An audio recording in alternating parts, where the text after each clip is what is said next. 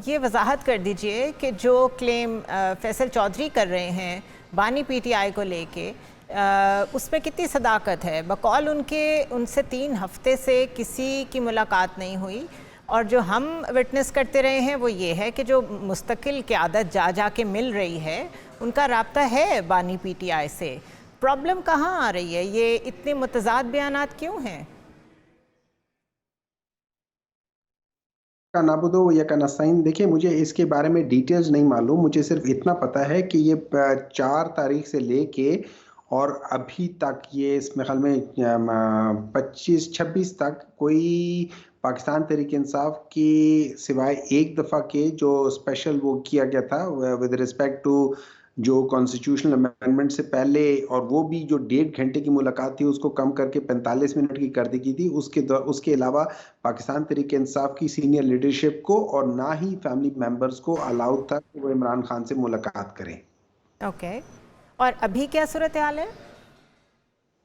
अभी कल से पता चलेगा। सुनने में आया है कि अभी वो इजाज़त दे, उन्होंने वापस बहाल कर दी है, लेकिन जो आज मुझे पता चल रहा था कि आज भी इजाज़त या कल जो गुजर गई है उसमें भी लोग वहाँ खड़े रहे, उनको इजाज़त नहीं मिली। तो let's see what happens. In the mean while मुझे ये ज़रूर पता चला है कि जो बुशरा बीबी हैं उन्होंने ये बताया था कि इमरान खान ने बताया था कि उनकी तबीयत, उनको ये कुछ अरसा, ये याद रखिए, वो कहते कि कुछ अरसा बिजली नहीं थी, और जो जेल के हुकाम है वो कहते हैं कि जी खाना बाहर से लाया गया था। खाना क्यों बाहर से लाया गया था? और ये याद रखें, जेल के अंदर एक इमरान खान नहीं है, जेल के अंदर कोई 5-1 हज़ार कैदी हैं। क्या सारे खाना बाहर से लाया गया था? तो जो वो बता रहे हैं, it does not add to it. अच्छा, on top of that Imran Khan sahab ने ये भी कहा था कि खाना खाने के बाद उनकी तबीयत काफी खराब हुई थी, मतलब उनको वॉमिटिंग भी हुई थी, उनकी तबीयत बहुत खराब हुई थी। ये अब आप आई कब की डोंट, बात कर रहे हैं? ये मैं अभी अभी रिसेंटली जो उनके कमरे की बिजली, उन्होंने कहा था कि वहां पे बिजली बंद कर दी गई थी या इस लिहाज से कर दी गई थी, तो वहां ये बताया गया है कि उनके उनके लिए खाना जो है वो बाहर से लाया गया था। फिर उन्होंने ओके। कहा कि चूंकि बिजली नहीं थी, जो हुकाम है वो कहते हैं बिजली नहीं थी तो इस वजह से हम खाना बाहर से लेकर आए थे। तो अगर बिजली नहीं थी तो खाना तो आमतौर पर गैस पे, इस तरह की जगह पे होता है, बिजली पे होता है, और अगर बिजली पे पका रहे हैं तो बाकी के 5,000 कैदी फिर क्यों है? क्योंकि जहां तक मुझे याद है, इमरान खान ने खुद कहा था कि वो, सिवाय, देखिए इमरान खान की एक आदत है कि वो जो जो ये ब्रॉयलर की कुकड़ी है ना, वो ब्रॉयलर की कुकड़ी नहीं खाते हैं। उसके अलावा वो जो जो देसी कुकड़ होता है या वो देसी मुर्गी होती है उसके वो खाते हैं, और या फिर वो मटन एंड बीफ खा लेते हैं, उसमें प्रॉब्लम नहीं है। दाल रोटी वगैरह, चावल वगैरह है, वो जो भी उनके वहां पे लंगर में पकता है वो वही खाते हैं, उनको उससे कोई प्रॉब्लम नहीं है, और ना ही उनको कभी प्रॉब्लम थी। आए एक ब्रॉयलर की जो कुकड़ी होती है, समहाउ उनको ये इन कुकड़ी से जो है ना उनको जरा प्रॉब्लम थी। तो इसके अलावा बाकी सारा वो करते थे। तो अब मुझे समझ नहीं आती कि जब लोग, जब जो जो जेल के लोग हैं वो ये क्यों कह रहे हैं कि भाई हम खाना बाहर से लेकर आते थे? क्योंकि उसके बाद इमरान खान ने कहा कि उनकी तबीयत खराब थी और वो वॉमिटिंग भी उन्होंने की थी उस दौरान में। अच्छा, so as I of don't, now जो लेटेस्ट हमें पता चला था उसमें उनके ज़ाती जो डॉक्टर हैं, डॉक्टर फैसल, उनको भी उस बोर्ड में शामिल कर दिया गया है जो उनका चेकअप करेगा। बहरहाल I am not updated on that कि उसकी क्या रिपोर्ट सामने आई है। इस वक्त बहुत कन्फ्यूजन है because too many people are talking on behalf of PTI. Faisal Chaudhry हैं, फवाद चौधरी हैं, फिर अजहर मशवानी भी ट्वीट करते रहते हैं, जुल्फ़ी बुखारी भी ट्वीट करते रहते हैं, फिर यहाँ की लोकल पाकिस्तान में जो मौजूद है वो लीडरशिप भी है।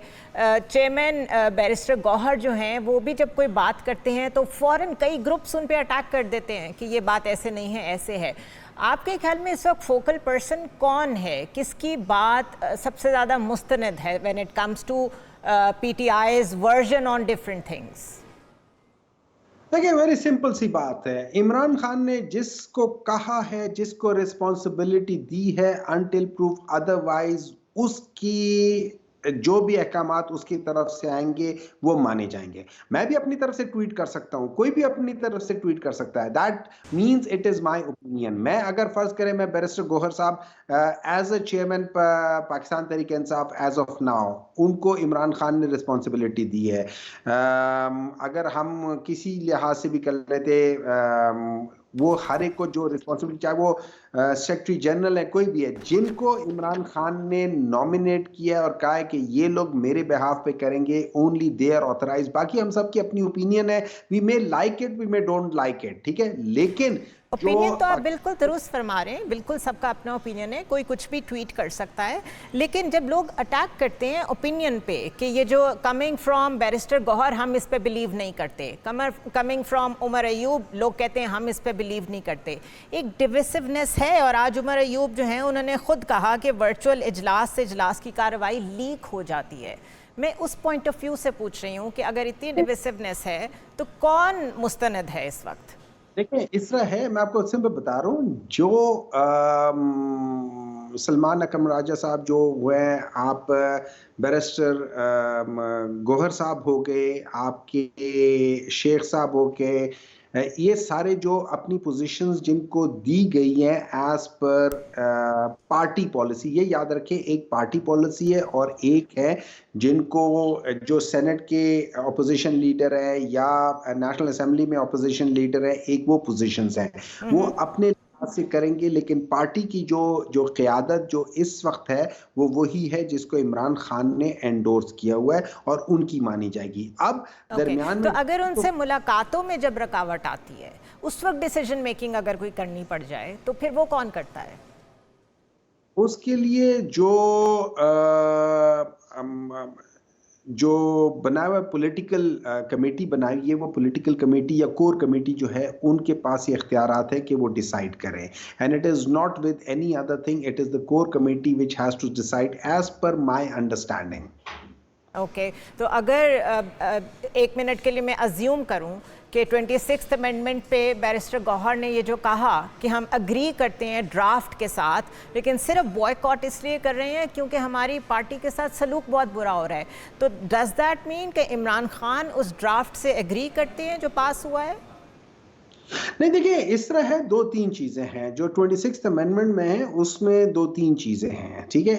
एक, हम लोग जनरली अगर आप देख लें कि इस वक्त मौलाना फजल रहमान क्या कह रहे हैं, मौलाना फजल रहमान साहब तो वो थे जो कि इसके अंदर डीपली इंट्रेंच्ड थे, उन्होंने इन सब के ऊपर एतबार किया था। वो क्या कहते हैं? वो कहते हैं हमसे झूठ बोला गया है। वो कहते हैं कि इस मसवदे के अंदर ये लिखा गया था कि चीफ जस्टिस मंसूर अली शाह होंगे, उनको चेंज नहीं किया जाएगा। लेकिन फिर यहाँ तक कि बिलावल भुट्टो साहब भी कहते हैं कि जस्टिस मंसूर अली शाह थे, 5 मिनट पहले उसको चेंज किया गया। तो इसका मतलब ये है कि इन लोगों ने झूठ बोला है उस लिहाज से। हमारा जो पॉइंट ऑफ कंटेंशन ये था कि जो हम लोगों ने चीजें जितना मुझे इल्म है मैं उसके ऊपर बता सकता हूं, मैं अपना पॉइंट ऑफ व्यू उस पर बता रहा हूं जो मेरे इल्म में चीजें, उस लिहाज से ये था कि बहुत सारी चीजें बीच में बाद में चेंज की गई हैं जिससे शायद हम नहीं कर सकते। इख्तियारात फाइनल मोमेंट में वोट करने से पहले खड़े होकर ये कहना कि पीटीआई को इस मुसवदे में कोई प्रॉब्लम नहीं है, I just want to understand कि वो बात अभी भी आप इंडोर्स कर रहे हैं? देखिए जी, मैं आपको बता रहा हूँ ना, ये तो 5 मिनट पहले की बात नहीं है, ये बहुत पहले की बात थी कि हम लोगों ने कहा था। उसके बाद there were so many things between, वो कहते हैं ना, so many slip between the cup and the lip. वो बाद में क्या हुआ है, कितने चेंजेस हुए हैं, हमें क्या पता। हमें जब मौलाना फजल रहमान जो खुद कह रहे हैं मुझसे झूठ बोला गया है और बहुत सारी चीजें ऐसी हैं, तो उसमें तो बहुत सारी चीजें चेंज हो गई थी।